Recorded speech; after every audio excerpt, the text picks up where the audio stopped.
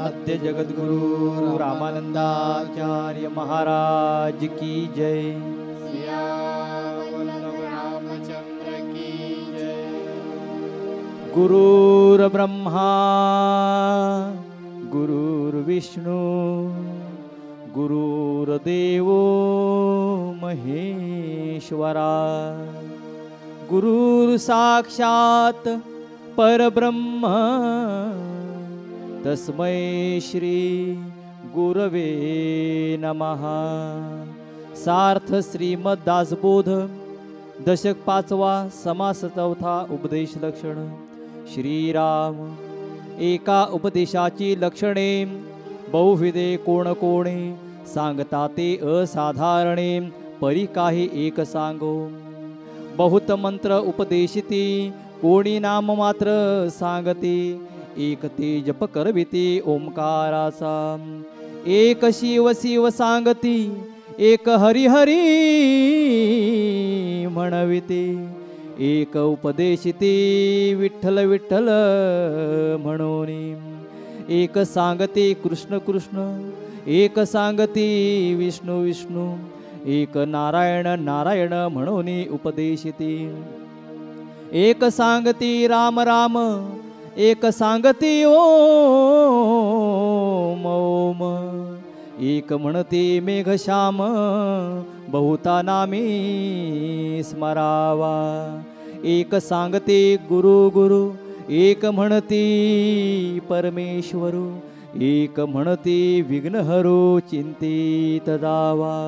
पुंडलीक वरदे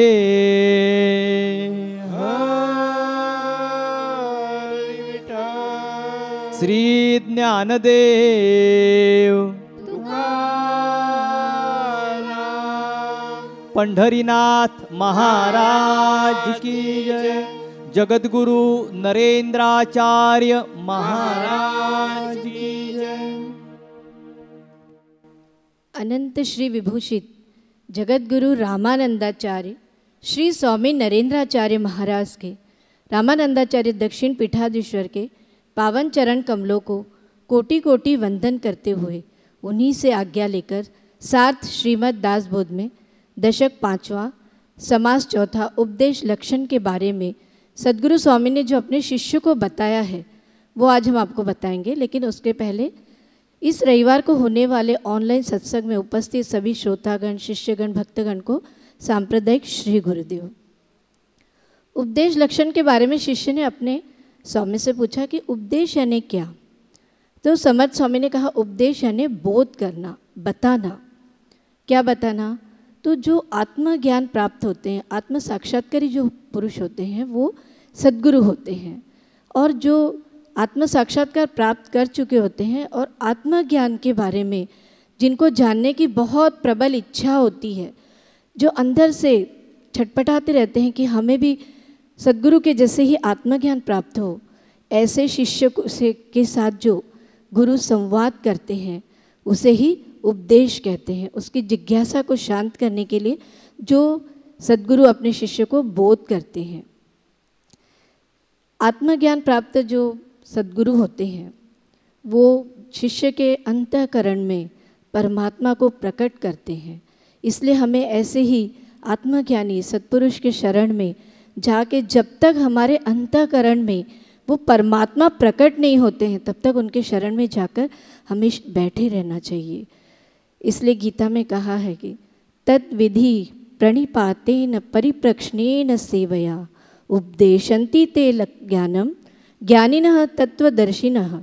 यानी कि जो सत्पुरुष होते, जो आत्मज्ञानी पुरुष होते, सद्गुरु होते हैं, उनके पास जाकर उनको साष्टांग नमस्कार करना चाहिए, उनसे आत्मा से संबंधित प्रश्न पूछना चाहिए और उनकी सेवा करके वो ज्ञान संपादन करना चाहिए, क्योंकि उपदेश का मुख्य लक्षण आत्मज्ञान होता है, यानी कि आत्मज्ञान उपदेश का प्राण होता है। जब तक हमें वो आत्मज्ञान प्राप्त नहीं होता है तब तक हमारे इस तरह के जीवन का या उपदेश का कोई अर्थ नहीं होता है।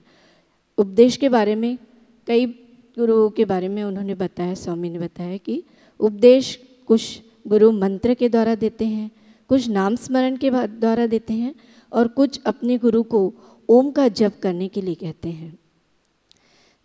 अज्ञानी जो शिष्य होते हैं वो इस तरह के आत्मज्ञानी सद्गुरु को छोड़कर किसी भी गुरु के पास में जाकर ज्ञान प्राप्त करते हैं।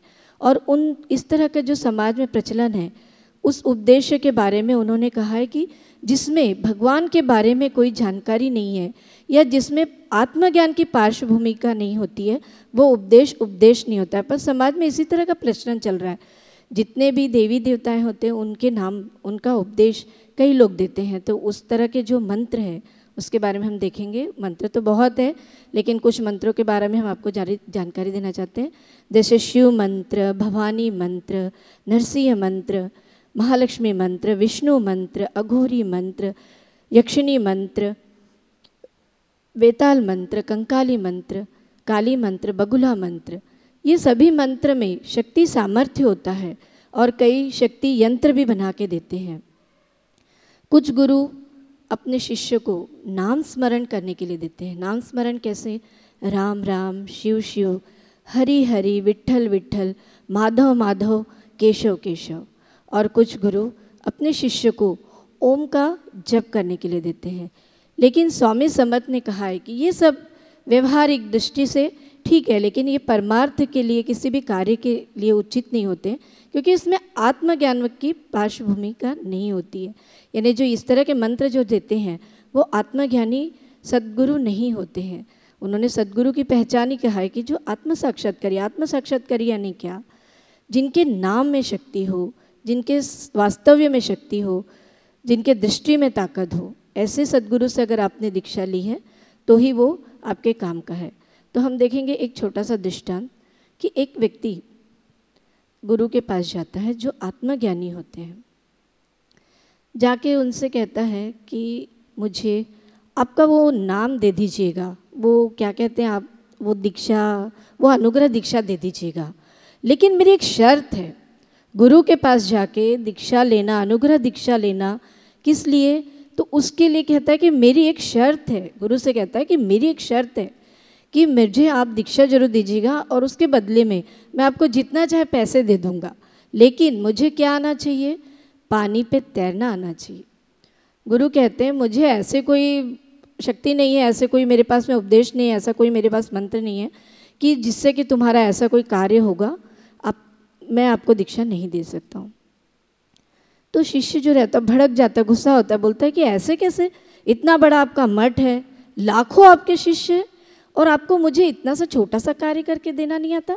पानी पे चलना है मुझे, उपदेश लेके आपसे, मंत्र लेके आपसे मुझे पानी पे चलना है। अज्ञानी देखिए कैसे होते हैं शिष्य। गुरु जो सद्गुरु होते हैं वो उन्हें मना कर देते हैं। मना करने देने के बाद वो जो समाज में और भी अन्य तरह के गुरु होते हैं उनके पास चले जाता है, जिन्होंने सिर्फ भगवा वस्त्र पहना होता है, जिन्हें आत्मज्ञान प्राप्त नहीं होता, लेकिन वो भी गुरु होते, छोटा मोटा कार्य वो भी करते हैं। उनके पास जाके कहता है कि ऐसे ऐसे बात है, मुझे आप दीक्षा दे दीजिएगा, अनुग्रह दीक्षा दे दीजिएगा, जिससे कि मुझे पानी पे चलना है और पैसे मुझसे जितने चाहे ले लीजिएगा। तो वो गुरु उनसे पैसे भी जरूर ले लेते हैं और उन्हें मंत्र भी दे देते हैं और कहते हैं 10 से 12 साल तक आपको ये अनुग्रह दीक्षा का जो मंत्र मैंने आपको दिया है इसके आपको करना पड़ेगा, साधना करनी पड़ेगी। ठीक है बोलता है, चले जाता है और 10-12 साल तक दीक्षा का मंत्र जो रहता है उसका जप करता है, ध्यान करता है, गुरु ने जो भी बताया, क्योंकि उसकी इच्छा रहती है कि मुझे पानी में चलाना चाहिए। और कुछ समय के बाद ऐसा होता है कि भाई मंत्र जो होता है उसमें शक्ति सामर्थ्य होता है ना, कोई भी मंत्र किसी भी गुरु की तरह दिया हो तो वो जाके पानी पे चलने लग जाता है और इतना खुश हो जाता है, क्योंकि समझ ने कहा है कि ये व्यवहारिक दृष्टि से ठीक है, आपको पैसे कमाना आ जाएगा, आपको सुख मिलेगा, पर समाधान और शांति और आत्मज्ञान इस तरह के मंत्र से कभी भी नहीं मिलेगा। उसी तरह का कार्य हो जाता है, व्यवहारिक उसको कार्य मिल जाता है, जाता है, हर गांव-गांव में जाता है, पानी पे चल चल के सबको दिखाता है, नदी के इस पार से उस पार, तालाब के इस पार से उस पार, और लोग इतने खुश होकर वाहवाही करते रहे। हमसे तो साधा ज़मीन में चलना भी नहीं होता, ज़रा सी ठोकर लगती है, ज़रा ऊपर नीचे हो जाता है, स्पीड ब्रेकर आता है, धड़ से वहीं गिर जाते हैं। हमसे तो साधा ज़मीन में चलना नहीं होता, और ये तो पानी में चल रहा है। बहुत खुश हो जाते हैं, सभी लोग कंधे पे उठाते वाहवाही करते हैं।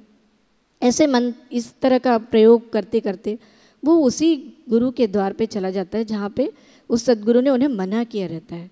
वहाँ पे भी इस तरह का प्रचार होता है कि ऐसे से आज पानी पे चलने वाले हैं। तो जो बाकी शिष्य रहते हैं वो अपने सद्गुरु से कहते हैं कि स्वामी आप भी चलिए ना, थोड़ा सा वो आज ऐसा प्रयोग होने वाला है, हम भी चाहते हैं कि आप भी चले और उसको देखें। तो बहुत शिष्य के आग्रह करने से वो सद्गुरु भी वहाँ जाके खड़े होकर देखते हैं। वो इस पार से उस पार जैसे हर गाँव में करता है वैसे कर लेता है। करने के बाद वापस आता है, देखता है कि सभी लोग उनके जो सद्गुरु के जो शिष्य रहते हैं वो भी बहुत खुश होते हैं, वाहवाही करते हैं, कंधे पे उठाते हैं, उसके जय जयकार करते हैं। लेकिन जो सद्गुरु होते हैं वो निश्चित एक जगह पे खड़े होते हैं, कुछ भी नहीं कहते, कोई भी भाव प्रकट नहीं करते। इसको बहुत आश्चर्य होता है। जाके बोलता है स्वामी मैं तो आपके पास आया था ना कि मुझे पानी पे चलने की कला आप सिखा दीजिएगा, पैसे चाहे जितने भी ले दीजिएगा और मुझे आपका अनुग्रह दीक्षा दे दीजिएगा। तो स्वामी कहते हैं आपको, वो शिष्य कहता है कि आपको जरा से भी खुशी नहीं हुई, आपके चेहरे से तो बिल्कुल भी नहीं पता चलता कि आपको खुशी हुई है करके, और आपने कुछ भी नहीं किया, मेरी वाहवाही भी नहीं की। तो सद्गुरु कहते हैं इसमें वाहवाही करने वाली जैसे क्या बात हो गई, वाहवाही किस लिए करना है, मुझे एक सवाल का जवाब दे दो। बोलते हैं हाँ पूछिए। बोलते हैं नदी के इस पार से लेके इस पार तक आने के लिए जो नाविक होता है, जो नाव चलाता है पानी में, वो कितने पैसे लेता है? तो बोलता है कि 50 पैसे। तो बोलते 12 साल खर्च करके तुमने 50 पैसे जैसी तो विद्या ली है। अरे ये जीवन तो क्षणभंगुर है, कभी भी कपूर जैसे उड़ जाएगा, आत्मज्ञान कब प्राप्त करोगे? उसके तुरंत समझ में आता है कि मुझसे गलती हो गई, मैंने गलत जगह से दीक्षा ले ली है। तुरंत सद्गुरु के शरण में आता है, प्रणाम करता है और उनसे दीक्षा लेकर आत्मज्ञान प्राप्त करता है। तो सद्गुरु स्वामी को यही कहना है कि जो आत्मज्ञानी सत्पुरुष होते हैं, सद्गुरु होते हैं, हमें उन्हीं से दीक्षा लेनी चाहिए। और दीक्षा लेते समय हमें ध्यान रखना होता है कि शक्ति जो होती है दीक्षा के लिए, जो मंत्र शक्ति होती है, वो जागृत करने के लिए 2 तरह की चीज़ें बताई गई हैं, वाच्य शक्ति और वाचक शक्ति। वाच्य शक्ति यानी क्या? मंत्र देवता, और वाचक शक्ति यानी उसका सगुण रूप। तो जब भी हम किसी से भी दीक्षा लेते हैं तो वो सद्गुरु योग्य है कि नहीं इसके बारे में हमें जानकारी लेनी चाहिए, क्योंकि उनके सगुण रूप की यानी कि जो मूर्ति होती है उसकी जब हम पूजा करते हैं, जब फोटो को हम अपने सामने रखते हैं, उनके द्वारा दिया गया मंत्र का हम जाप करते हैं, तो वो जाप करते समय उसमें वो शक्ति आनी चाहिए, सगुण रूप जो होता है, सगुण रूप उस मूर्ति में प्रकट होना चाहिए। इसके लिए गीता में 8 प्रकार के, जैसे हमारा जो शरीर है वो अष्टधा प्रकृति से बना हुआ है, वैसे ही 8 प्रकार के बीज मंत्र के बारे में दिया गया है। जो गुरु आपको बीज मंत्र दे, माला, हमारे श्री संप्रदाय में माला मंत्र और बीज मंत्र है, लेकिन बीज मंत्र 8 प्रकार के होते हैं, जिसमें गुरु बीज, शक्ति बीज, रमा बीज, काम बीज, तेजो बीज, रक्षा बीज, शांति बीज, इस तरह जो बीज और कई तरह के और भी उपासना के मार्ग में जो बीज बताए गए, जिसमें कृष्ण बीज, राम बीज, शिव बीज और गणपति बीज, विघ्न हर्ता गणपति का भी ध्यान करने के लिए कहा गया है। लेकिन बीज मंत्र जो भी देते हैं वो सद्गुरु आपको जब इस तरह की दीक्षा देते हैं तो दीक्षा के समय हमें ध्यान रखना पड़ता है कि वो योग्य सद्गुरु है या नहीं। तो आज हम जिस सद्गुरु के दरबार में यहाँ बैठे हुए हैं वो है जगत गुरु नरेंद्राचार्य महाराज, जिनके दरबार में हम ऐसे ही नहीं आ गए, हमें भी इसी तरह की अनुभूति हुई है, पहले हमने अनुभव लिया है। आप देखेंगे कि इस संसार में कई तरह के गुरु हैं, लेकिन क्या वो कभी आपसे ऐसा कहते हैं कि मेरी पहले परीक्षा लीजिएगा? लेकिन हमारे स्वामी आप सबसे क्या कहते हैं कि मेरे पास ऐसे ही ना आ जाइएगा, सर्वप्रथम आप मेरी परीक्षा लीजिएगा। कैसे परीक्षा? आज रात को जब भी आप प्रवचन सुनने के लिए जाते हैं, प्रवचन में स्वामी क्या कहते हैं कि आज रात को सोते समय जब आप खाना वाना खा लेंगे तो सोते समय एक कागज पे या अपने मन में ये बता दीजिएगा कि मुझे कल सुबह कितने बजे उठना है। आपने जो भी समय दिया होता है, जो भी समय दे सकते हैं, उस समय आपको सुबह के समय आके बराबर से स्वामी जी उठा देते हैं। ये कैसे होता है? क्योंकि स्वामी परब्रह्म है, परब्रह्म परमात्मा स्वरूप में है और हम आत्मा है। आत्मा और परमात्मा का ऐसा ही मिलन होता है, तभी तो आपको विश्वास हो जाता है। दूसरे दिन सुबह आप जब उठते हैं तो घड़ी में जब भी आप समय देखते हैं तो जो समय आपने दिया है उसी समय पे आपको स्वामी ने आके उठाया है। आपको बहुत आश्चर्य होता होगा कि ऐसा कैसा हो गया, मैंने तो अपने मन में कहा था, स्वामी तो मुझे जानते भी नहीं है, क्योंकि हज़ारों लाखों लोग उनके दरबार पे आते हैं। कोई दर्शन के लिए आता है, कोई कुछ मांगने आता है, कोई समस्या पूछने आता है।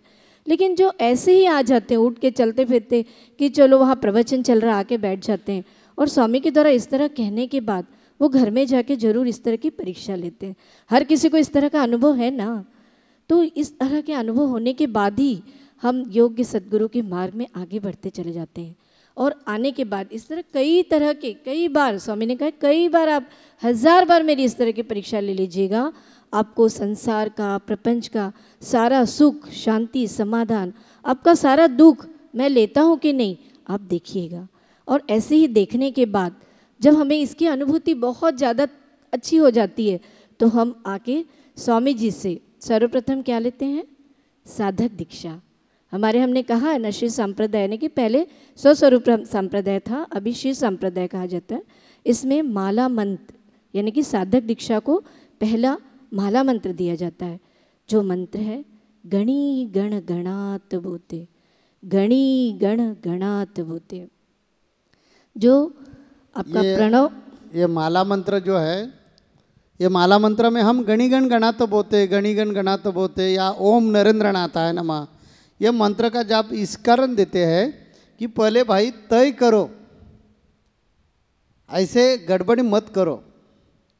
पिछले प्रवचन में मनोज सिंह ने एक प्रवचन में बताया था कि कोई लोग अज्ञान के वजह से आते हैं दीक्षा लेने के लिए, दीक्षा क्यों लेने का मालूम नहीं और दीक्षा लेते हैं और बाद में खुद फंस जाते हैं। तो मेरा कहना है कि पहले कौन से ना कौन से कारण से आप मेरे पास आ गए हैं। पहले तो लोग इधर आते हैं अपने प्रपंच में जो अनेक प्रकार के जो समस्या है वो छुड़वाने के लिए आते हैं। तो मेरा कहना है वो तो छूट जाएगी, चिंता करने की ज़रूरत नहीं। लेकिन वो छुट्टे समय आप तय करो, मुझे मालूम है मैं गुड़ हूँ और आप चीटी है, इस कारण आप जरूर मेरे तरफ आ जाएंगे। गुड़ को ही चीटी चिपक जाते हैं ना, तो जरूर मेरे तरफ आप आ जाएंगे। आपके जो प्रॉब्लम है वो क्यों आ गए मुझे मालूम है कि ये प्रॉब्लम क्यों निर्माण हो गया और कैसे छूट जाएंगे। तो हम जो बताते वो भक्ति करो और कभी भी किसी का बुरा मत करो, तो ये प्रपंच के जो प्रॉब्लम है आपके सॉल्व हो जाएंगे। लेकिन प्रपंच का प्रॉब्लम छूट गया, प्रपंच में जो अनेक प्रकार के मुसीबतें जो है वो ख़त्म हो गए कि उधर मत रुकिए, क्योंकि ये जन्म आपका इसीलिए नहीं है। ये जन्म आपका भक्ति करने के लिए, मुक्ति मिलवाने के लिए, इसीलिए आपको आगे जाने का है।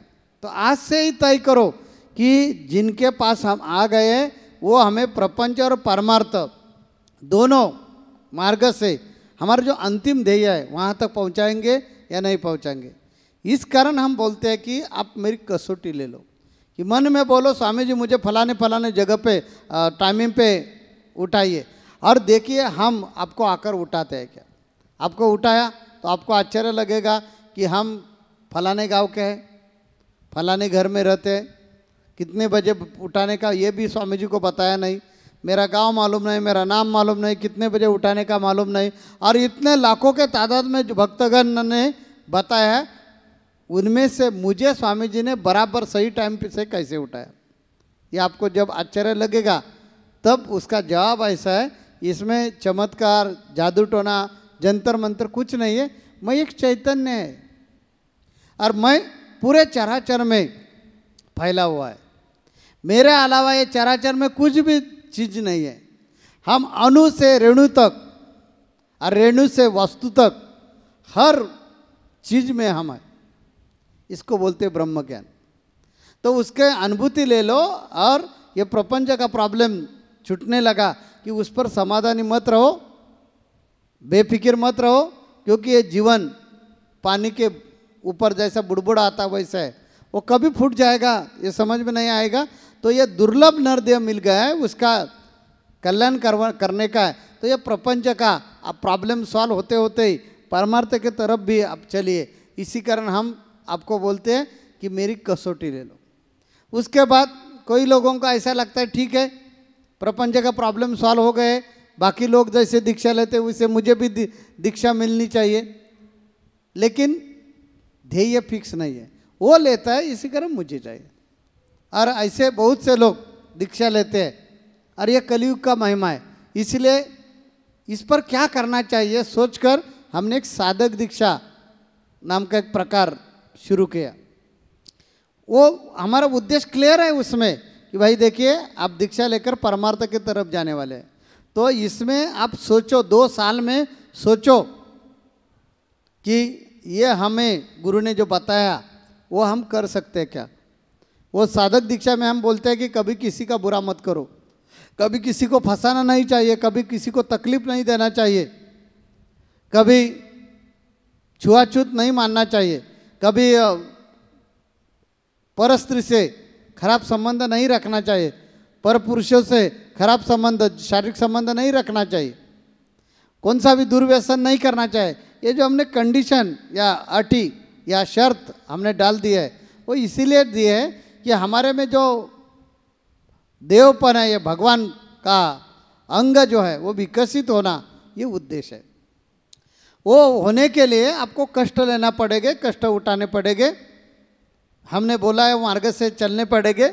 ये हमें शक्य है क्या, ये सोचो 2 साल में। और आपका तय होगा कि ठीक है ये मुझे शक्य है, हम ये मार्ग से जाएंगे, तो हम दीक्षा देते हैं, उनको बोला जाता है अनुग्रह। और वो अनुग्रह में हम राम जी का, शिव जी का, गणेश जी का, फलाने का ऐसे कुछ मंत्र नहीं देते।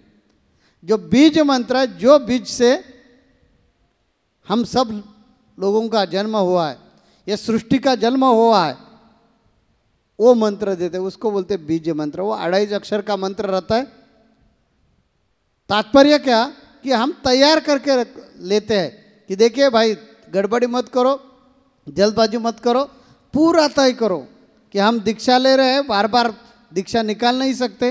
पिछले सत्संग में हमने बताया था कि रामदास स्वामी जी की दीक्षा ली, श्री राम जय राम जय जय राम, और बाद में पश्चात हुआ अरे हमने बहुत गलती की, इतना बड़ा सत्पुरुष उन्होंने हमें दीक्षा दी थी, मंत्र दिया था, और हमने ये क्या किया।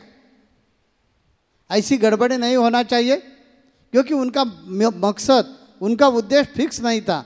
वो चमत्कार पर खुश होने वाला चेला था।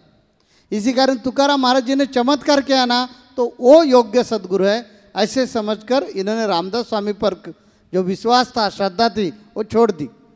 वैसे नहीं होना चाहिए। इसलिए पहले गुरु आप चेक करो, आपको सचमुच सद्गुरु मिले हैं क्या, इसका आपका मन तय करने दो। वो तय हो गया और आपको लगा कि नहीं नहीं मुझे जगत गुरु नरेंद्राचार्य महाराज जी की दीक्षा लेने का है, तो जरूर आओ। आपको दीक्षा चाहिए ना, तो दीक्षा जैसी हम साधक दीक्षा देते हैं, उनको हम अनुग्रह नहीं बोलते, साधक दीक्षा। यानी हमें साधना करने का है, उसकी आदत हमें लगाकर लेने का है, वो दीक्षा का नाम है साधक दीक्षा। कि हमें हमारा साध्य क्या है, मोक्ष, आत्मज्ञान, वो साध्य करने का है। इसीलिए हमें जो वसा लेना पड़ेगा, वो वसा यानी वो ध्येय, वो उद्दिष्ट हम सफल करेंगे, हम पूरे करेंगे, ऐसा हमारा फिक्स उद्देश्य होना चाहिए। वैसे हमारा फिक्स ध्येय होना चाहिए, निश्चय होना चाहिए, फिक्स निश्चय होना चाहिए। इसी कारण 2 साल का हमने मौका दिया है, उनका नाम है साधक दीक्षा। और वो साधक दीक्षा में हम ओम नरेंद्र नाथाय नमः या गणिगण गणात बोते, ये मंत्र का जाप करने के लिए देते। उसका दोनों का अर्थ यही है, वो हम है, ओम नरेंद्र नाथाय नमः। इसका अर्थ है जो आकार उकार मकार से जो ओंकार निर्माण होता है, जो ओंकार से ब्रह्म विष्णु महेश निर्माण होता है, वो ओंकार नरेंद्र है, उसको शरण आइए।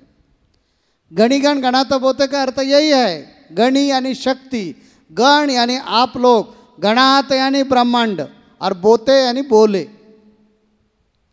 मैं एक शक्ति हूँ और ये पूरे ब्रह्मांड में हम ही है, हम ही आपके मुख से बोलते हैं। और उसकी प्रचिति हमने दी ना कि आपने बोला फलाने फलाने टाइम पे उठाइए, हम आकर उठाया ना, और प्रूव करवाया ना कि पूरे चराचर में दूसरे कोई नहीं है, हम ही है। आपको जरा आश्चर्य लग रहा है क्योंकि वो मेरा सगुण रूप आप देख रहे हैं, इस कारण मेरा इससे भी अलग रूप है, वो है निर्गुण। और ये निर्गुण रूप की निर्गुण भक्ति आप जब करेंगे तब आपको सायुज्य मुक्ति मिल जाएगी। इसी कारण ये उपदेश महिमा समर्थ रामदास स्वामी जी ने बताया। तो हमने तय करना चाहिए कि हमें मोक्ष मिलवाने का है तो सही यानी असली सदगुरु के पास जाकर उनकी कृपा संपादन करके आपका उद्धार करवा के लेना चाहिए। जगत गुरु नरेंद्राचार्य महाराज की जय। सदगुरु काड़ सिद्धेश्वर महाराज की जय। संत शिरोमणि गजानन महाराज की जय। आद्य जगत गुरु रामानंदाचार्य महाराज की जय। सिया